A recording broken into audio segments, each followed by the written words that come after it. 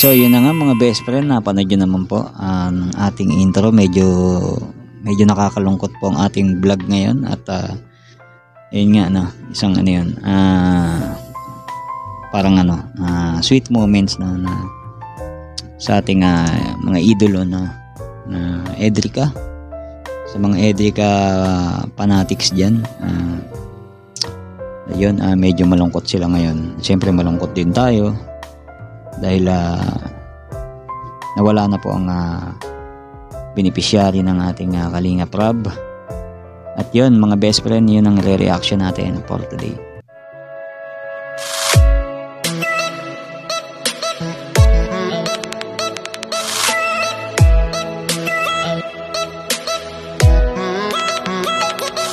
So yo, what's up sa inyo mga best friend? Welcome back to my channel, Buboy TV. Ang inyong lingkod, Kalingap React. So yung mga best friend, panibagong araw, panibagong reaction tayo for today's video. So yung mga best friend, ang re-reaction natin ngayon mga best friend, syempre yung yung sa pag-live ng ating Kalingap Rab, no? So yun, bago natin umpisan mga best friend, syempre supportang tunay mga best friend. Bal Santos Matubang, Kalingap Rab, Ate Eda Vlogs, Kalingap Partners, Kalingap Reactors, mga best friend, supportan tunay.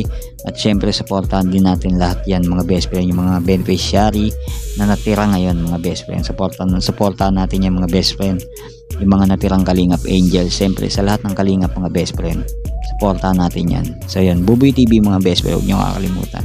Best friend dito, medyo malungkot to, no? At bigyan natin ng reaction yung sa pag-live ni Kalingap Rab kagabi. Alam niyo na po to sa mga nakapanood, no? At sa mga gustong mapanood ng buo, no? Kumuha lang tayo ng konting clip kay Kalingap Rab at para ma-reaction na natin. At syempre nalungkot din ako lalo pag habang nagsasalita si Kalingap Rab dito, medyo nalulungkot din ako nun habang nagmamasahe sa aking asawa. Kaya habang nagmamasahe ako tapos pinapanood ko yung live ni Kalingap, medyo medyo yung masahe ko medyo napapalakas ba. Kaya nasipa tayo mga best friend. Wild talaga yun Oo, wild yun. So yun mga best friend, tuloy natin to ha. Reaction na natin to, samahan niyo ako. Hindi ko alam kung ano yung sasabihin sa akin. Wala akong idea kung ano sasabihin, pero ang nararamdaman ko lang, meron akong nararamdaman about dun sa schedule nga ni Erica kasi yun, mahirap siyang i-vlog nung mga nakaraang linggo dahil sa kanyang pag-aaral. So, nung pagpunta namin, ayun po, kinausap na po ako. Nagkausap po kami nila Lola ni Erica, pero wala si Erica doon kasi siya ay nasa, mayroon silang group project. So, ayun po. So yun, siguro hindi rin talaga siguro masabi ni Edrica, no, kay Kalingap Rab. Nahihiya siguro. Sobra. Naintindihan ko naman yun. Kung bakit siya nahihiya. Kinalulungkot ko man pong sabihin sa inyo. Pero nag-request po sila sa akin na ayun na po nilang magpa-vlog. Ayun. Sila po mismo nagsabi sa... So yun, dun ako. Kaya yun dun sa thumbnail natin, title mga best friend. Hindi ako naiyak sa ayaw na magpa-vlog ni Erica, kundi yung naawa ko dun sa effort nila Kalingap Rab at pagod nila. Ang hirap kaya mag-setup ng vlog mga best friend. Hindi lang sa pag-setup kumbaga parang ang hirap kasi nag-charity vlogger din ako Kumbaga parang ang hirap mo simulan kung paano iisipin mo kung paano magiging maganda yung magiging kainat na ng video, no? Yun, doon ako nalungkot yung effort, no? Yung effort ni Kalingap Rab at yung pagod nila. Tapos yun nga, yung ganun yung balita, no? Medyo panghinayang. Tuloy natin. Si Lola at si Lolo na ayaw na po nila mapavlog sa atin. Sa kadahilan ng mas gusto daw ni Erica na mag-focus muna sa kanyang pag-aaral. And yun naman po ay kinonfirm ko din kagad kay Erica, through chat lang po kasi di naman po kami nagkita doon. So, tinanong ko siya kung sure na ba talaga na ayaw na magpa-vlog. Then, sabi niya, opo kuya, kasi nga yun rin daw na pag-desisyon nila, especially nila Lolo. Pero sa pakiramdam ko, may dahilan siguro si Erica dito. Nahiya lang talaga siya magsabi. Pero feeling ko umiiwas siguro. Oo, pwedeng mangyaring ganun. Umiiwas na kung ano man yung kasi nga siguro sa nangyayari kay ngayon, kay best friend. Ayun lang sa akin, opinion ko lang yun, naisip ko lang yun. Na pwedeng mangyari sa kanya pagtapos mabahayan, ganito, ganyan. Yun lang yung naisip ko doon. Pero kung kay Erica naman, ang sabi niya, gusto niya mag-focus sa pag-aaral. So igalang natin yung mga best friend. Ayun, sinunod natin. Syempre tayo naman, mas masusunod pa rin yung ating beneficiaries kung mapapag-vlog sila, kung hindi. Kung ayaw na po nila magpa-vlog, wala po tayong magagawa. Ako naman po, syempre ako nang namimilit. Kaya nga bago ako mag-vlog, napaalam muna ako kung pwedeng pwede kayo mag-vlog. Napaalam po ako, especially sa mga baguhan. Napaalam ako kung pwede mag-vlog, ma-upload sa YouTube bago ako mag-video. So, number one na di ko yan pwede makalimutan na dapat magpaalam muna. Dito mga best friend, napansin ko si Kalinga Prab, malungkot talaga. Malungkot talaga siya dito. Ayun yung napansin ko dito mga best friend. Talaga malungkot siya sa nangyari at decision. And ako, nilarespeto ko yung decision nila. Kung ayaw nila, okay. Ayun. So, nabigla po kaming lahat. Lalong-lalo na ako nabigla. Lahat kami nabigla. Nabigla. Pati yung asawa ko nabigla talaga. Oo, kasi yung masahe ko sa kanya iba na malakas na. Kasi nakatingin ako sa video habang nanonood, tapos sinusuntok ko lang yung likod niya So yun, tuloy natin mga best friend. Akala ko lang sa schedule lang. Akala ko sa magkakaroon lang ng konting adjustment sa pag-vlog namin. Akala ko lang pag-usapan or may request sila na about sa vlogging, baka meron silang papakiusap sa akin. Pero yun nga po, ayaw na po talaga nilang magpa-vlog. So ayun, nagulat ako. And then so yung mga best friend, iniisip ko dito habang pinapanood ko to, iniisip ko biglang magsasabi si Kalinga Prab, it's a prank, parang gagawin. Oo, kasi parang biglang di ba mapapaisip ka, di ba? Parang okay naman, parang maganda yung takbo ng video ng sama nila. Tapos biglang ganun yung biglang ganun, mapapaisip ka parang ako naman bigla ako naisip, it's a prank, parang gaganon, tapos prank lang yung itong pangyayari. Kaya lang parang seryoso sila lahat mga best friend, kaya hindi natin pwedeng sabihin na it's a prank no? Kaya ayun, tanong sila bakit, ano po yung dahilan. And yun nga po, ang dahilan nila lolo, lola ay mas gusto daw ni Erica na makapag-focus na lang sa pag-aaral. Ayun. So yun mga best friend, kung totoo man yung it's a prank, so marami magsasaya, maraming magiging masaya kasi it's a prank kumbaga parang sasaya yung mga Edrica fans. So yun, pero parang hindi yun pala ang dahilan. Kaya pala nung mga nakarang linggo ay ang hirap naming magkaroon ng schedule kay Erica. So, ibig sabihin, halos ayaw na rin niya na pala magpa-vlog and yun nga, napaka-busy na niya sa school. So, ayun, respetuhin po natin si Erica, huwag po natin i-bash, kung yun po yung desisyon niya, syempre. Ano ba si Erica mga best friend? Hindi ko alam Ano ba siya? College na? College talaga, sobrang busy talaga Respetuhin natin yun. Alam ko meron siyang talagang dahilan kung bakit ayaw na niya magpa-vlog. Ayun. So, yun, may sariling dahilan kung bakit ayaw na magpa-vlog. Yun yung sinasabi ko kanina mga best friend. May sariling dahilan si Erica na inopinyonan ko lang na alam niyo may utak ko pag nag-aaral ka sa Harvard medyo daig pa yung daig pa yung mga overthinking yung utak ko kaya minsan di ako natutulog binabantayan ko sarili ko. So yun, tuloy natin mga best friend. So yun, marami pa kami napag-usapan pero di ko na po sasabihin lahat ng mga detalyado.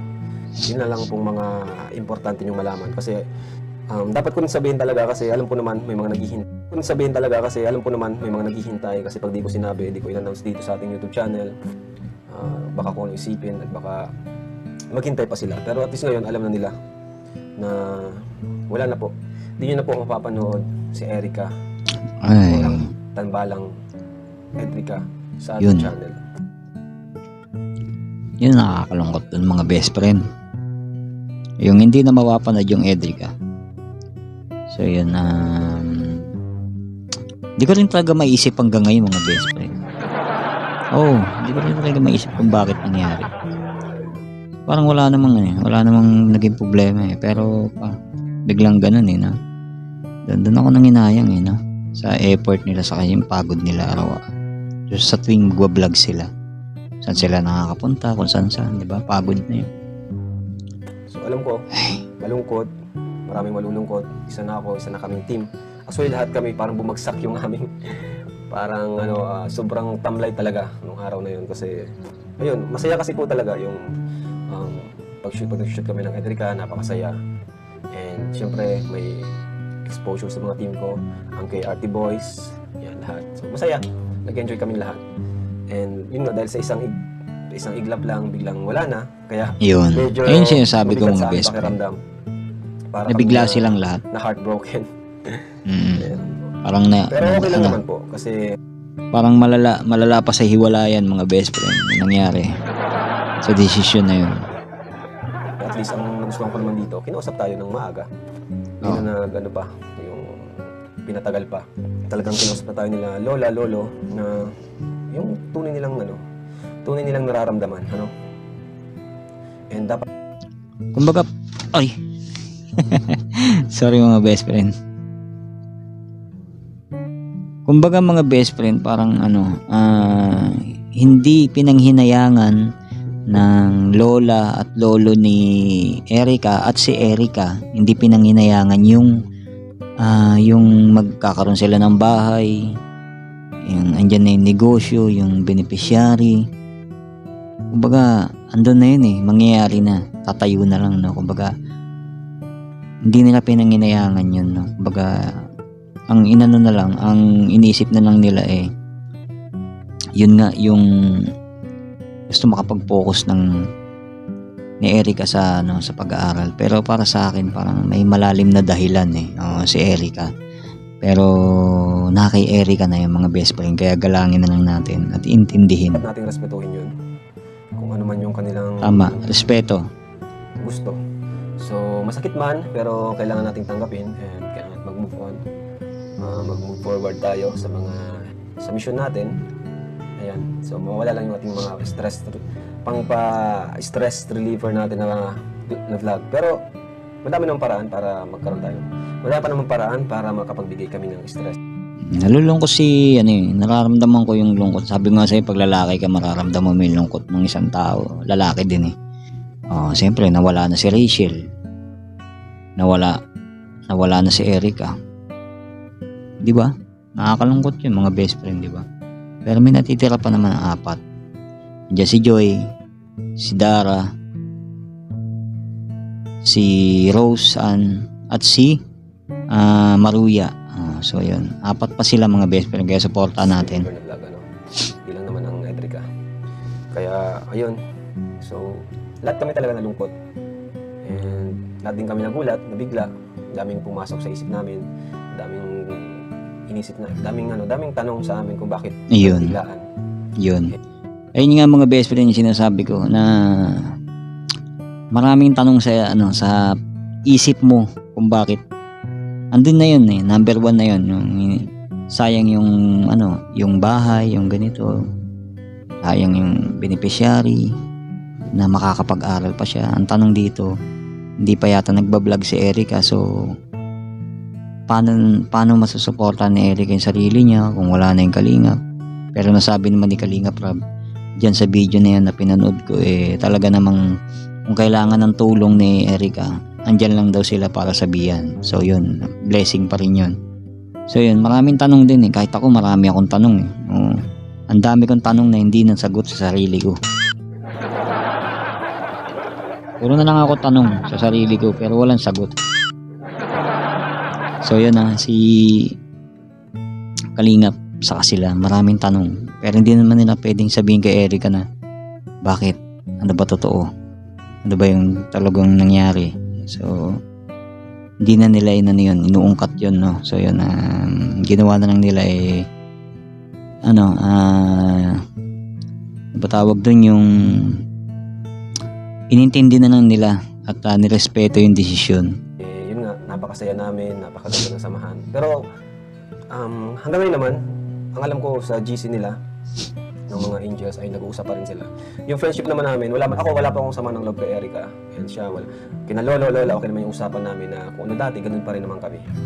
Ayan. So, wala akong sama ng loob, wala din silang sama ng loob sa atin. And yun, tinanong ko rin about dun sa pabahay. Tinanong ko Ayun, so yun, ang iniintay ng lahat. So yun na. Sa mga hindi nakapanood. Pabahay. So, yun po, sagot po nila ay ilaan na lang daw dun sa mga taong mas nangangailangan pa. Ay. Ito yung sagot nila sa akin. Yun namang sponsor ni Sir Jun A, ang sabi ko nga sa kanila, ay di, yung pong sponsor ni Sir Jun A, di bibigyan na lang po namin sa inyo. Kayo na pong ba? Kasi mga best friend ang hirap maghanap ng sponsor. Oo. Kaya blessing yun, yung sponsor na nag-sponsor kay Erica ng 500,000 para sa bahay at yung mga iba pa ang binibigay. Napakahirap kunin ng mga best friend, lalo ako nag-charity vlogger ako. Napakahirap kumuha ng sponsor na magtitiwala sa'yo, lalo't hindi ka kilala na charity.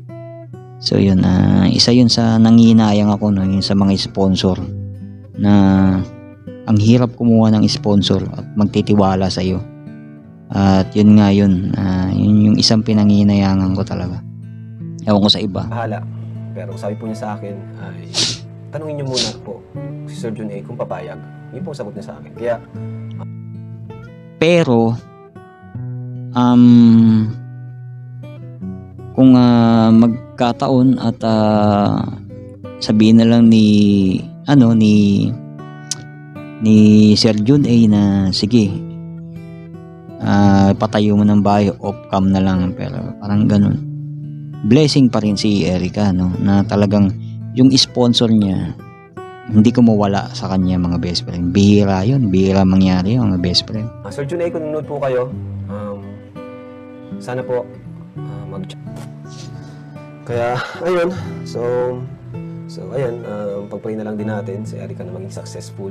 Yes. Without us, na makapagtapos siya ng pag-aaral sa tulong ng kanyang pamilya. Kasi, siyempre, yung mga samahan, siyempre di namin makakalimutan. At andito pa rin naman kami kung kailangan niya ng tulong. Yun.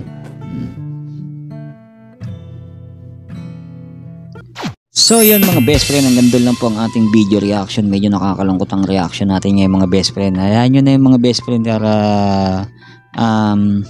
hindi naman tayo laging comedy, no? Pero hinaluan ko pa rin mga best friend kasi siyempre nakakalungkot na yung nire-reaction natin, tapos malungkot pa yung natin. So kailangan natin samahan ng konting komedyante para medyo matawa kayo konti. So yun mga best friend, no? At yun, lahat naman na naipaliwanag na ni Kalinga Prab at sabi ko naman, yun, punto by punto. At yun mga best friend, no? Sa mga hindi nakapanood dito mga best friend, puntahan nyo sa kanyang channel si Kalinga Prab para mapanood nyo ng full video. So yun mga best friend, no? At yun, masasabi ko lang syempre kay Erica, sana mag-success siya, no? At tama yung desisyon niya, no?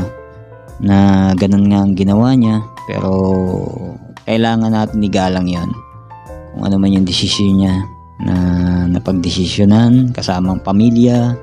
So wala na tayong doon. Hindi na natin pwede pakialaman yun kasi buong pamilya na yung nagdesisyon eh.